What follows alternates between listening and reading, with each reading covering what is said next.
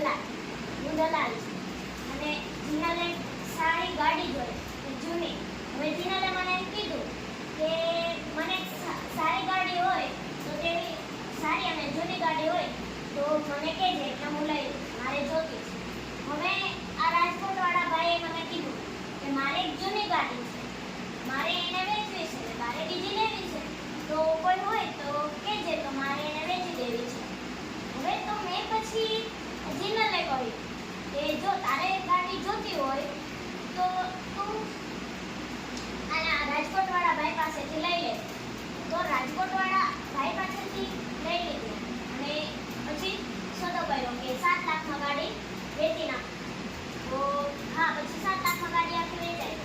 અને હવે દલાલે કહ્યું કે હવે મને મારા મહેનતના પૈસા જોઈએ. તો હવે એમ કહે કે મને તારી પાસેથી 1% જોઈએ અને તારી પાસેથી 1% જોઈએ. ગુડ. તો હવે 1% કોના થાય? જે સોદો થયો એના થાય. સોદો કેટલા રૂપિયામાં થયો? 7 લાખનો.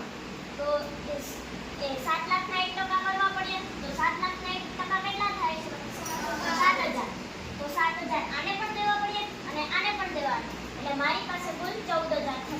રેડી? હા.